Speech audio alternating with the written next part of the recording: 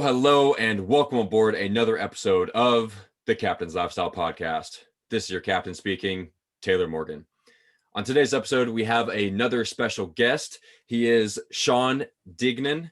Did I pronounce that correctly? I just forgot. We literally just went over this. Degnan. Degnan. Yeah, almost. Yeah. Awesome. Almost. Well, yeah, welcome to the show, man. Thanks a lot, man. Appreciate you having me on. Excited to get into it. Yeah, so go ahead and give us a little background about yourself. Yeah, so I'm from Westchester, New York, right outside of New York City. It's about 15 minutes outside the city. I originally grew up there, three-sport athlete my whole life. Wound up going to Springfield College in Massachusetts. Played 4 years of college football out there. Wound up moving back to New York City. I lived in the Bronx for a couple of years. And now I'm currently in Stamford, Connecticut.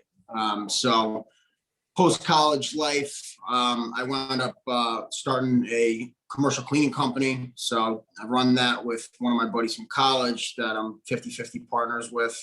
I manage a wholesale produce distribution company out of the South Bronx.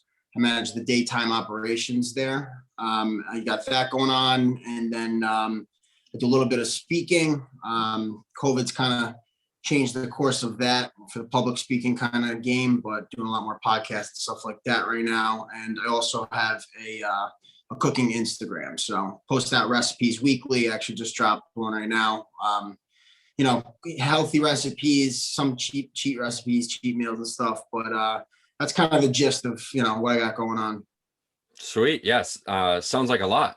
It sounds like there's a lot. Yeah, it's a lot going on. It's never a dull moment, that's for sure. Yeah. And so me being a holistic lifestyle specialist, high performance coach for these busy entrepreneurs, I'm always curious to hear from other high performers, how are you optimizing your time and, being able to manage all of these things that you got going on? Yeah. So, honestly, I think it all just comes down to scheduling and priority. I think people, I'm guilty of this a lot of the times too, where it's, you end up saying, I don't have time to do this. I don't have time to do that. But it's like, we all have the time. It's just, what do we want to prioritize and make the time for, So I think it's been a juggling act, and, you hit and miss sometimes, but you got to do a little bit of trial and error to figure out, how your schedule is going to work out for you. So it's been, it's been a journey, but I think I've kind of gotten it down to science, for me at least, where I'm extremely regimented in my day to day. And it helps me, be as productive as I can. Mm-hmm. Yeah, that's one of my biggest pet peeves is when people give the excuse of, I don't have time.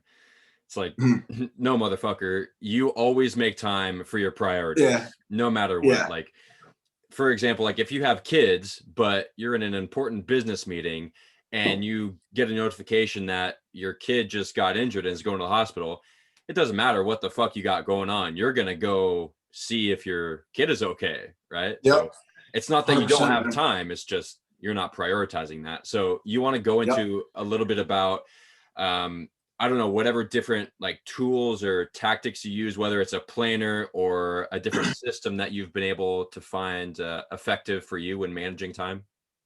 Yeah, for sure. I guess I'll just kind of dive into like an average normal day for me during the week. So I wake up real early. I'm up at 3:40 in the morning every day. I get up, get out of bed, hop into the shower, take like a 5-minute shower. The last 2 minutes, I turn to just extreme cold. I'm in the cold shower for about 2 minutes, jump out, kind of shocks the body, wakes me up, gets me uncomfortable. From the first 10 minutes, I'm up. So that as a starter for my day is just like, for me, it kind of gets me jacked up, it gets me going. So I do that. I got a little breathing exercise that I do for about 5 minutes. I pray for a couple minutes, and then I do like, any type of variation of like a squat, push-up type thing for another 5 minutes. And that's just honestly just to get the blood flowing, the body going, and the mind sharp. So I do that. I wind up starting a podcast, and I start cooking breakfast at the same time. I'm out the door by 4:30. I'm in New York City by 5 a.m. Work from 5 a.m. to anywhere from 2 to 3 p.m. From there, I hit the gym for an hour, hour and a half, and then I dive into my commercial cleaning company after that. So I have a guy that runs operations for the cleaning company, and I'm kind of more of the, account management, and I do a lot of the invoicing and stuff like that, behind the scenes work. So I do that for, 2-3 hours. I wind up getting into at least 10-15 minutes of meditation. I'll read 10 pages a night. And I'm cooking dinner, So, but what I use, back to your original question, is I have a planner, and every morning I take about 15 minutes out of my morning to plan out the day. And I used to do it the night before, and I've found it, for some reason, for me, that I'm better off when I do it in the mornings. I don't know. I think it makes me more present and in tune with what's going on for the day, rather than the night before worrying or foreseeing things that might happen the next day. But it's different for everybody. I'm sure, a bunch of your listeners have different ways to go about it, but planners, they really help me. I also have an app on my phone that I use. It's called Habit Share. So that's basically like another planner type deal that I use with a couple of my other buddies that own businesses and that are kind of in the wellness, personal growth space as well. So we kind of keep each other accountable doing that. Yeah, I haven't heard of that. I want to go back and touch on a few things, but real quick, explain a little bit what Habit Share is and how you use that. Yeah, so Habit Share, it's extremely simple. You think about just putting like a list of your day-to-day tasks or whatever you need to do for the day, and you have it basically set for, let's say, like one of my things is meditation for every day. I have reading set for just weekdays, so the weekends I don't hold myself accountable to reading. So the Saturday, Sunday is blocked out, but so there's different days that you can have stuff that you want to hold yourself accountable to. And then as you do them throughout the day, you kind of click them off, and, you get a green check or a red X, if you completed the task or if you didn't. And all of that is shared with whoever you choose to share your habits with. Okay. Gotcha. So it's like an accountability tool. Exactly. So like, let's say the other day I forgot to read, and there's like a red X on, my schedule for that day. So my buddy can check in on me. Hey, what's going on? You forgot to read last night. Why don't you, get your ass back in gear tomorrow? Sweet. So I love that. Yeah, it's good. Yeah. Is that a free or a paid app? Free. Wow. Okay. Yeah, I'll definitely have to check that out. That's awesome. For sure, man. Cool. Yeah, it's good. All right. What brand of planner do you use? Any specific brand that you like? So I used to, when I first kind of started off on like my personal development, journey, I was really heavy into Grant Cardone. And I still am pretty big with Grant, but his 10X planner was the first thing I kind of started with. Okay. Since then, I've kind of graduated just to a regular notebook almost. And I've kind of geared myself, I made my own kind of format. So what I'll do is at the top of the page every day, I'll write WOTD, word of the day. And it's a word that, I feel like I need to focus on for that day. So maybe it's patience or focus or whatever it may be for that day. I do that at the top, and then I'll write my task list underneath that. And then at the way bottom of the page, I'll leave out a little paragraph where I kind of just write how I'm feeling for the day. And it's like, hey, you got XYZ going on. Let's focus on this. Don't worry about that until tomorrow.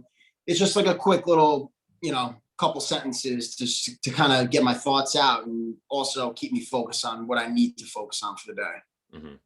Nice. Okay.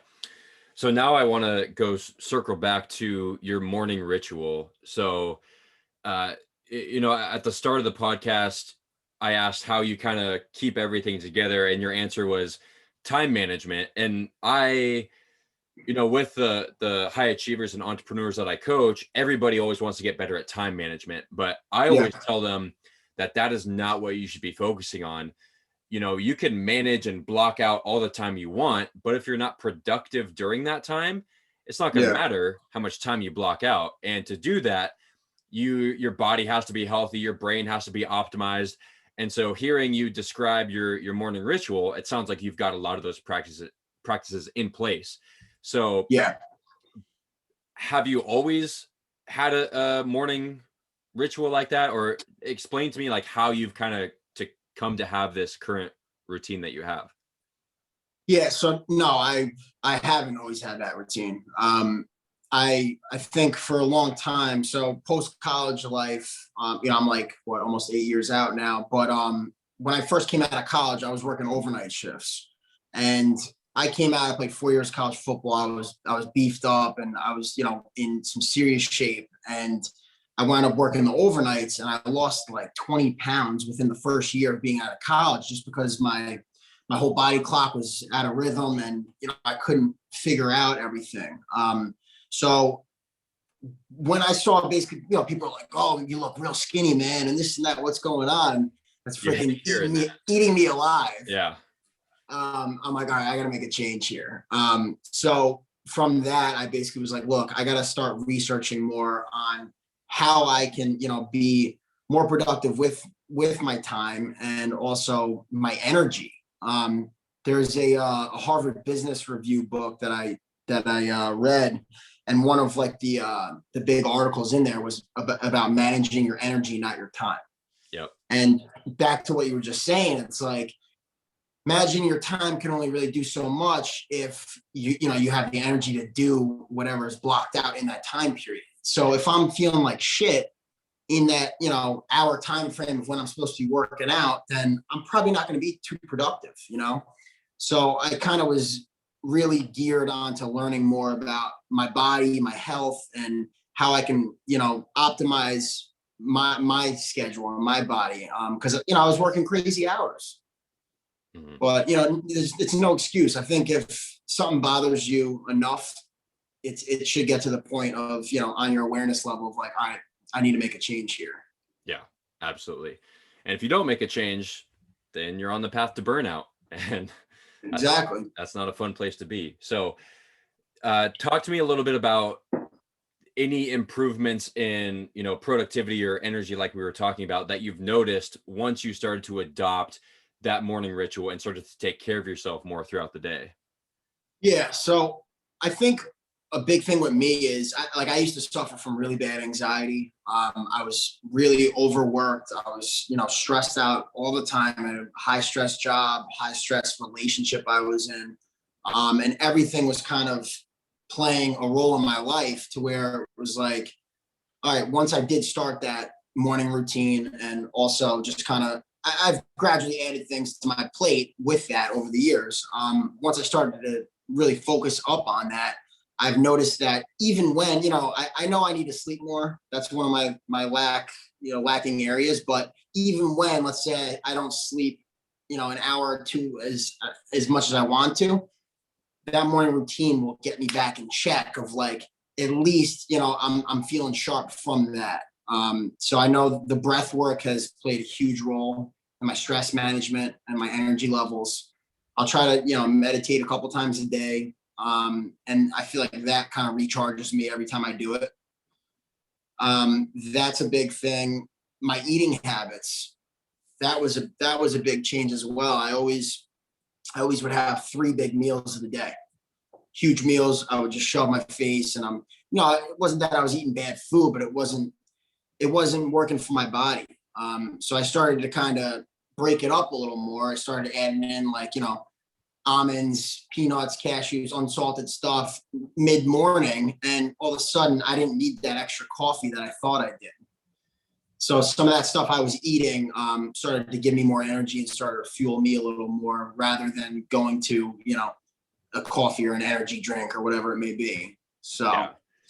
I like what you said there. It fueled you, right? So food should be treated as fuel as opposed to, just it tastes good and eating for pleasure. And if you're eating for pleasure, like, yes, food should absolutely taste good, but if the sole purpose of you eating is just whatever's convenient and will taste good, you're probably the type of person who has to take a nap or really wants to take a nap around 2 or 3 in the afternoon. So Yeah, I'm glad you for you sure. said that, because especially, as an entrepreneur with all this stuff going on, the last thing you want to lose is your energy levels throughout the day. Yeah, And 100%, man. one of the common um not complaints, but kind of hesitations that people have when either looking into my program or starting to add something to their plate, they're thinking, I'm so busy. How can I possibly add a morning ritual to my morning routine when my morning is packed? So have you found, What do you tell them in that aspect though? well, that's what I was gonna ask you. Um, Okay. so how have you found, if at all, by adding these personal development things that help you optimize yourself as an individual, how have you found that has created more time for you? You know what? I don't think it has created more time. I think it's made my time more clear to me. Mm, I think that focusing on the things I need to focus on more has kind of let other things fall out of my life or go away that really weren't as important as I thought they were. yeah. Um, for instance, like this was years ago, probably 5 years ago. Like I stopped watching TV altogether for like 3 years straight, basically. And it's not that I ever really watched TV often, but it was like it accumulates. You come home from work and you throw the news on or this and that, and it started adding up. And I noticed that when I was doing that stuff, I was like getting more stressed. I was getting more worried about certain things, and like it's crazy. So I think what really it did for me by adding all these different rituals and routines and personal development habits, I think it's made me more clear on my intentions, my priorities, and what I should be spending my time on rather than what I'm wasting my time on. Yeah. And that's one of the things that I touch on specifically in my program. I mention, it's okay to watch TV as long as you're intentional with that. Like Yeah, what you mentioned is not good. Just coming home and automatically, subconsciously turning on the news. Like that's how that's you exactly what. that's how you fall into that downward spiral of just, Netflix pops up. Are you still watching this? Yes, Netflix. Yeah, I'm binge watching right now. yeah, Yeah, that's not good. But, being conscious, okay, I want to relax with my girlfriend, watch our favorite show. That's okay. yeah. Yeah, just Intentional with your time. Yeah, 100%. Yeah, just not going overboard with things. yeah. I agree with you. Yeah. Yeah. And it sounds like something that you said there was uh, letting go of things or saying no to things. What are some of those things that you've had to or wanted to say no to that have freed up more time for things that you actually enjoy doing? Yeah. So for me, all my friends know this is like I overextend myself all the time. And that's been just a common theme in my life where it's like I'm a giver, and I have an amazing group of friends. I have an amazing family support system network around me, but I would catch myself often doing too much where it's like I started realizing I was neglecting myself in order to help others more. And I think that once I started to redirect my focus internally on the stuff I needed, as we were talking about before, I had more energy and I was able to help more people and, do what I loved better, more efficiently, more effectively. So, I was in a couple of different relationships where it wasn't working out. There was our values, our visions weren't aligned. Where I wanted to go, maybe just the timing was off. Maybe if we met at different times, whatever, maybe it would have worked out. But where I was in these time frames of my life, it wasn't happening. I had friends where they would try to pull me out to go out to dinner on like a Wednesday or whatever. And like, listen, I love going out to dinner. I love doing all that stuff, but I have priorities that I need to focus on. So I started to say no more. And at first, you're getting a lot of criticism, feedback from your boys, from your crew. And it's like, listen, man, where I'm going and where I want to be, that's got to be my main focus and priority. So, you know, I lost a couple friends during the process, but, you know, no love lost, honestly, no sweat off my back, because I'm proud of where I'm at now and who I have with me, you know, from saying no and letting go of those things. Yeah, you're clearly a high achiever, and the people I coach are high achievers. And if you have friends who are not high achievers, meaning that, they don't necessarily care about continuously improving and growing and, every aspect of their life. That's kind of how I define high achievers. Yeah. Constantly striving for excellence and more in like whatever you do. And if you're not a high achiever, like that's fine. You can be a high achiever just living the, average 9 to 5 lifestyle. As long as you're happy and fulfilled, that's Yeah. totally okay. 100%. But if you're hanging around those type of people and you want to do more, that's not going to end up well. And you and myself have both lost friends. I wouldn't say I've lost friends, but we don't really talk as much anymore because we don't have that much in common. We're just on exactly. different paths. Yeah. Yeah. So now I want to touch a little bit on your motivational speaking that you do for high schools and colleges. Tell me how you got started in that. Yeah, so 2018, I had a real rough year. I lost a lot of people that were close to me. 3 people specifically that passed away, and that was kind of always a common theme in my life. I've been through a lot of death. Me and my family, a lot of close friends, family members, and stuff that have passed away, unfortunately. So 2018 was a really tough year where that happened. And after the 3rd close person passed away, I was in this relationship on and off long distance for like 7 years. I wound up breaking up with her, and I was kind of at like a rock bottom summer of 2018. And, I always tell people, it's like whenever your back's against the wall or you're at rock bottom, it's like there's only 2 options here. It's like you stay there, you stay depleted and just, overwhelmed and consumed by all that, or you fight back. And, it took me some time, it took me a couple months, but I wound up being like, listen, man, I can't be in this funk anymore. I need to fight back. I need to kind of just, carry on with my life and get better mentally, physically, everything. So as I was starting that process of doing that, my former college football coach reached out to me. And he's like, hey, Degs, my nickname's Degs. So they say, hey, Degs, we got a homecoming game. It's a big game. We would love to have you come up and speak to the team. And I was like, wow, man, like that'd be pretty cool. So I wound up going up there, and it's like, I really didn't know what I was going to speak about. I always was, a leader in terms of growing up on the sports teams and stuff. I always would talk to people, hype people up and everything, but I didn't have a clean, clear cut speech, I guess, that I give out and whatever. So I was talking to my coach and I said, listen, man, like, I don't know what to talk about, but he's like, why don't you just talk about everything you've been through and how you got over it and where you're at now and how you got there. And so that's kind of what I did. And that was the first time that I wound up sharing like everything.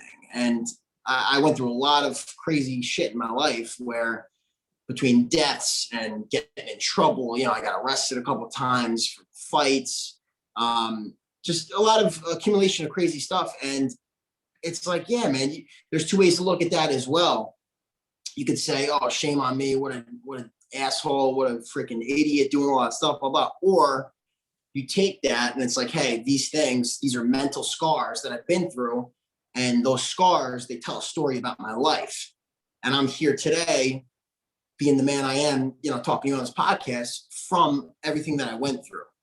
And, I'm proud of all that stuff, to be honest. I wouldn't change a thing. I wouldn't change any of the fights, any of the breakups, any of the whatever. So I wound up expressing that to, it was like a group of 150 people, give or take. And it was the most like freeing experience I've ever had in my life, to where I let my guard down completely. I was completely vulnerable. And from that, I just had this like surge of energy and sense of fulfillment that I needed to kind of help more people by telling my story and sharing that. So that's kind of where everything started. And I wound up, getting a couple of people reaching out to me, asking me to, speak. And then I wound up kind of pursuing the path a little more. So that's, COVID's kind of changed that a little bit. It's been more virtual, but it's been a fun journey the last couple of years doing it. That's awesome. I'm really glad you said the part about being glad that all of those adverse events happened to you, because so many people, like you say, there's two ways to look at things. And what happens is a lot of people spend too much time, you know, depressed, anxious, stressed, angry, whatever, at past situations, which for a period of time, it's okay to experience those feelings. You're a human being, Yeah. that's natural. But when it becomes a problem is when you hold on to those emotions for so long and you let those emotions rule your life. But I like what you said, that you're glad those things happened because you learned from them, you were able to grow, and those moments literally shaped who you are today. Yep, for sure. And so it's like you never really wish harm or adverse situations on other people, but most times that those kind of scenarios are what breeds the new level of high performers. Yeah, for sure, man. It's like two paths. It either breeds the high performers, or they stay stuck in those emotions and they just hit rock bottom and stay there, like you said. Yeah. I think that's the separating factor, is like, when you're in those points, which, I mean, it's different for everyone, maybe after an accumulation of 3 people dying, a breakup, and all this crazy stuff with me. I was moving at the time as well. All that stuff hit me at once, and all my past stuff as well. But maybe, it's something a lot less powerful, or something that doesn't seem as crazy for someone else. It doesn't have to be 3 people dying, this and that. It could be, oh man, maybe I'm screwing up at my job, or maybe I failed a test in school, or whatever.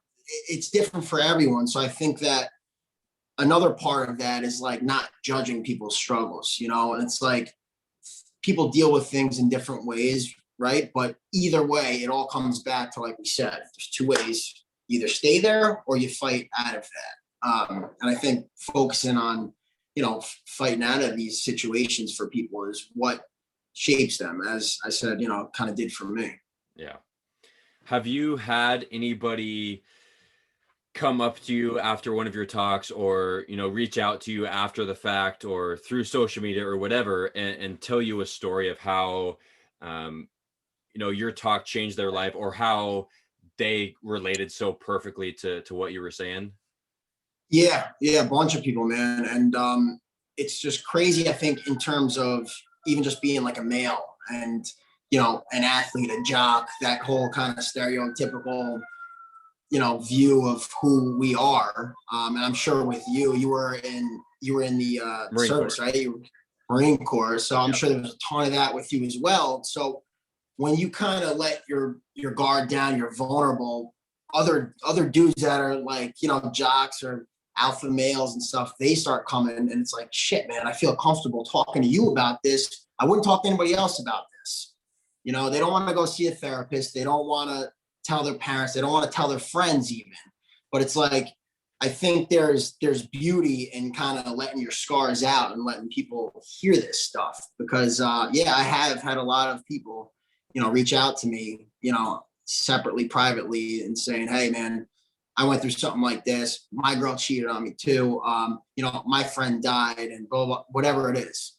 So it's been cool, man. And for me, it's just super fulfilling. Like, Yeah. I love hearing that stuff, and being able to help people just by talking about how you got through your own shit. Yeah.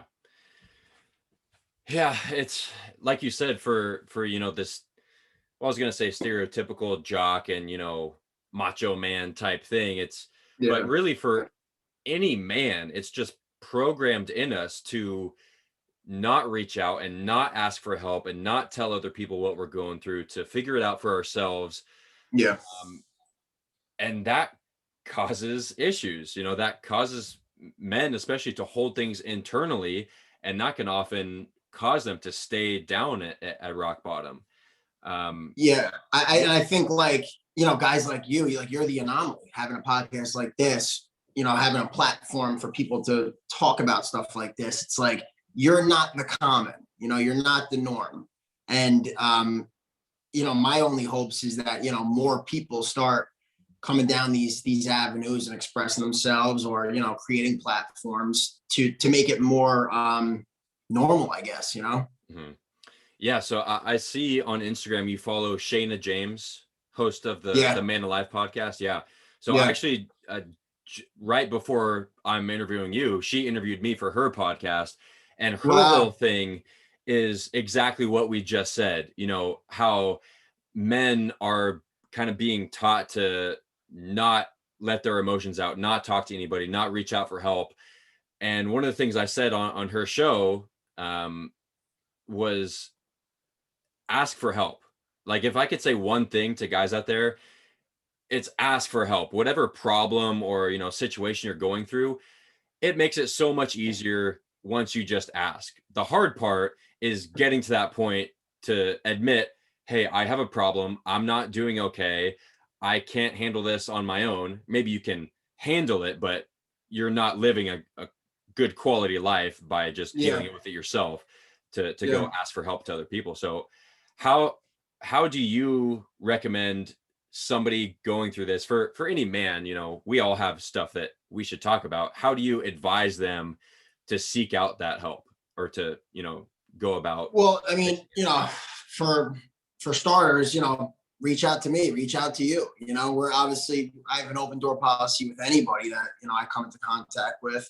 But aside from that, I would say just start to pay attention to your thoughts a little more, and the way you're feeling and why you're feeling the way you are. I'm dating a girl right now, and like, one of the biggest things that I've learned from her is that she's super curious, and she's always wants to know, reasons behind things and why and this and that. And it's like, it's helped me kind of look even deeper into my own self. And it's like, I think people have this image of me even now that I'm doing podcasts like this and stuff, like, oh, he's got it all figured out and blah, blah, blah. It's like, hell no. Like, I'm struggling every single day. It's always an uphill battle to be positive, feel good, be productive, be efficient. But one, like I said, like a blessing that I've learned from her is just like, tune in more to why you're feeling the way you feel. And it's, I have a thing that I tell people, exposure, awareness, action.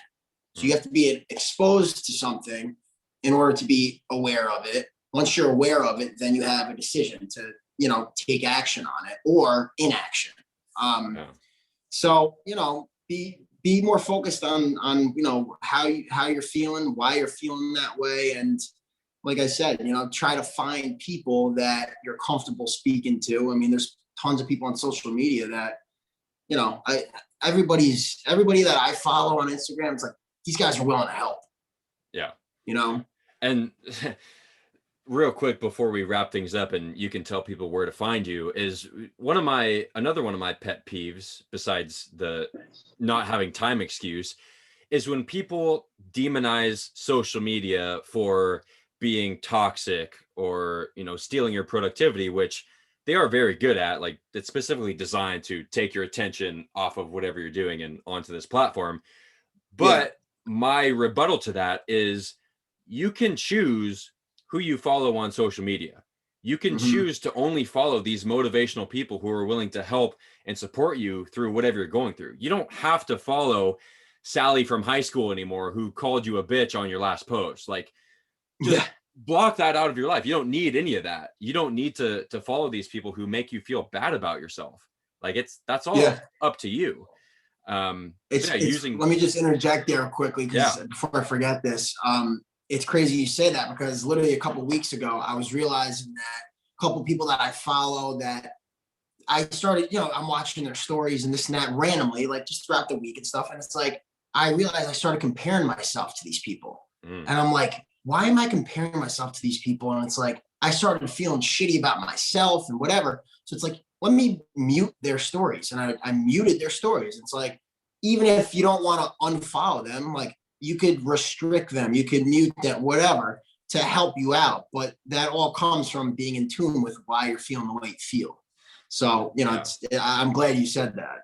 Yeah, that's a very good point, because yeah, I'm guilty of this too. Like, somebody you're following is, not really in alignment with who you are anymore. And you don't want to necessarily unfollow them, because you still want to be friends with that person. So that's perfect. Muting them just so you don't see their stuff and they don't get hurt if they see that, or if they exactly unfollow them. So that's perfect. Yeah. So yeah, now tell people where they can find you and get in touch with you to learn more about your speaking, or if they just want somebody to talk to. Yeah. You can find me on Instagram, Sean Degnan. On Instagram, my cooking Instagram, Dining with Degs, 2 Z's at the end. And then I have a my cleaning account at AI1, the number 1 solutions, AI1 solutions. So yeah, I got 3 platforms there, but always open door policy with me, and I love talking with people like you, man. And this stuff it's fun. It excites me. It energizes me. I feel fulfilled when I have conversations like this with people like you. So appreciate you having me on, man. Yeah, this has been great. And thank goodness for the internet. Yes, it can be used for a lot of bad, but also a lot of good. Like right now, spreading positivity, trying to help people. So yeah, guys, definitely. We found each other on the internet. Yeah, Instagram. That's it, bro. Yeah. So yeah, one last thing, whatever you want to say to leave the guests with. There's, what, I've been kind of obsessed with this quote recently. It's from Inky Johnson. He's my favorite motivational speaker, teacher, however you want to put it. And he talks about being committed to the process without being attached to the outcome. So he challenges you, can you commit yourself to the process, to the journey of something, not knowing if you'll get the result that you want. So I've really tried to focus on that in every aspect of my life, whether it be, in a relationship, my job, my business, my personal growth, the gym, whatever it is. I've really been trying to focus in on being committed to the journey and the process, being more present daily rather than worrying about the tail end result of something. And I've found that when I do that, better results seem to come. They have been seeming to come, at least. So I want to challenge everybody to commit yourself to the process without attaching yourself to the outcome or the result. Love that. It's all about the mindset, not the destination. That's it, bro. 100%, man. Enjoy the journey. So, Sean, thank you so much for coming on the Captain's Lifestyle Podcast. Really enjoyed it. And yeah, thanks again. Appreciate it, brother.